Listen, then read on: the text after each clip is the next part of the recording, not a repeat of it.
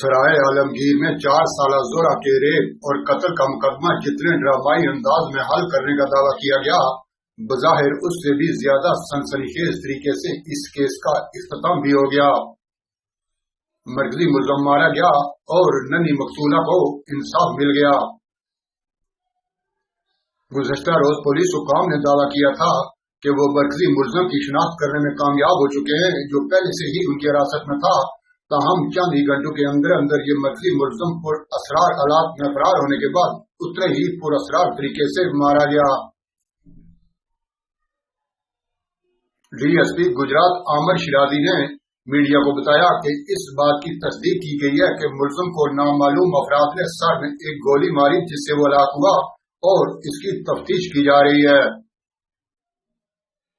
याद रहे कि गुज़श्ता रोज वस्ती पंजाब की जिला गुजरात की पुलिस ने तस्दीक की थी कि 4 साल बच्ची जोरा के रेप और कत्ल के वाक़े के 11 रोज बाद DNA मैच होने पर मुल्ज़म को गिरफ्तार कर लिया गया है और जुमे के रोज उसे मकामी अदालत में पेश किया जाना था। 34 साल मुल्ज़म इन 5 मुश्तबा अफराद में से एक था, जिन्हें वाक़े की तहकीकात के दौरान हिरासत में लिया गया था।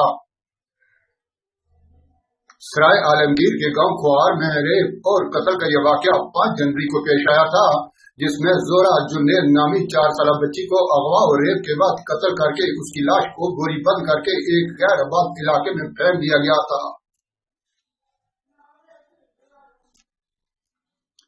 पुलिस हुकाम के मुताबिक सराय आलमगीर में कमसिन जोरा के कत्ल के मर्जी मुल्ज़म मोहम्मद नदीम को पुलिस वकूआ के वक्त पहने हुए कपड़ों की बरामदगी के लिए खुआर गांव लेकर जा रही थी, लेकिन इसी दौरान मुल्ज़म फरार हो गया, जिसके बाद वो रात गए उसकी लाश एक वीराने से मिली।